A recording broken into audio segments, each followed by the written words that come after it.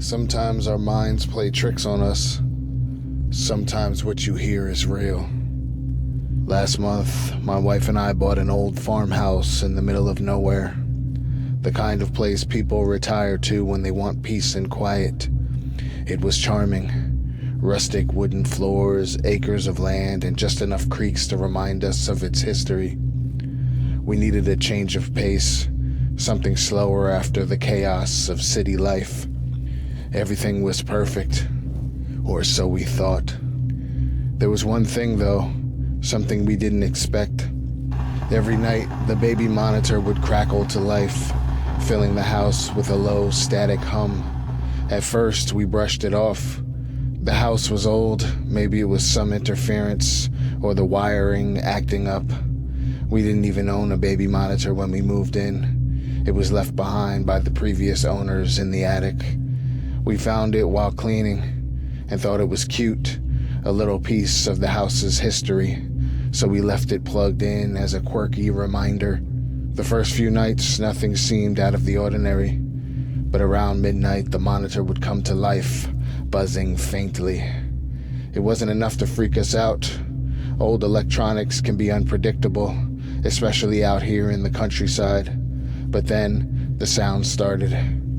It was subtle at first, a soft rustling like fabric shifting or someone moving around quietly.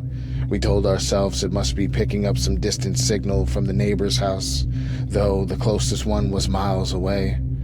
It wasn't long before the rustling turned into something far more unnerving. Whispers. Faint, muffled whispers that seemed to be trying to communicate, but the words were too garbled to make out. I remember my wife joking one evening, "Maybe it's the ghost of the last kid who lived here." We laughed, but the laughter was forced. A week later, it escalated. We were lying in bed, drifting off, when the baby monitor crackled to life again. But this time, instead of the usual static, we heard it. A woman's voice, soft, gentle, and unmistakably real. She was humming a lullaby, like she was trying to soothe a baby. The hairs on the back of my neck stood up. My wife sat up in bed, her face pale. She stared at me, waiting for an explanation I didn't have. "Do you hear that?" Her voice barely above a whisper. I nodded. There was no denying it. Someone or something was using a baby monitor to speak, but it didn't make sense. The monitor was in the spare room, the one we hadn't gotten around to using yet, the one with the crib we never put there. The humming continued, then the voice came again, clearer this time. It was close, like it was just on the other side of the wall. "Shh, don't cry. Mommy's here." We didn't move. My heart raced as the whispering continued, more insistent.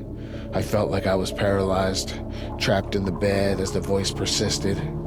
"Mommy's here," it said again, soothing but wrong, like something pretending to be a mother. "What the hell?" I muttered, climbing out of the bed. My wife grabbed my arm, her grip tight. "You're not going in there," she hissed. I ignored her and grabbed the flashlight from the nightstand. I had to see. I needed to know what was going on. With every step toward the spare room, my stomach twisted tighter. The air grew colder, unnaturally so, as though something was draining the warmth from the house. When I reached the door, I hesitated. The handle was ice cold under my palm. The baby monitor's static was louder now, almost like it was calling me. I took a deep breath and swung the door open. The room was dark, except for the faint glow of the monitor's light. The crib, which we had never put there, was sitting in the middle of the room, empty. My flashlight flickered, its beam weak, barely cutting through the darkness. Then I saw her. In the corner of the room, hunched over, was a figure. A woman, her back to me, cradling something in her arms. Her hair was long, stringy, and matted, falling over her face as she rocked back and forth. She was humming that same lullaby, the one we had heard through the monitor. My legs refused to move. My brain screamed at me to run, but I couldn't tear my eyes away from her. Then she stopped humming. Slowly, she turned her head toward me. Her face was pale, gaunt, with eyes too big and too dark, sunken into hollow sockets. She didn't blink, just stared at me with a look of pity. Her arms were still cradling the bundle in her lap, and in the dim light, I saw what it was. There was no baby, just a rotted, decayed cloth doll, its face cracked and broken. But she held it like it was real, like it was alive. She whispered again, her voice softer now. "You'll wake him." I stumbled back, slamming the door shut behind me.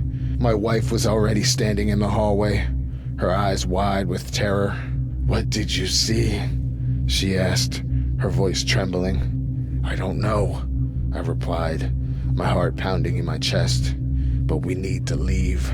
Now." We packed whatever we could carry and left that night. We didn't stop until we reached the motel on the edge of town. I tried to explain what I saw, but no words made sense. What was she? Why was she there? The next morning we called the realtor and put the house back up for sale. I hadn't been back since, but the baby monitor, it still haunts me. Sometimes in the dread of night, I swear I can still hear it crackling. Faint whispers on the edge of my hearing, saying, "Mommy's here."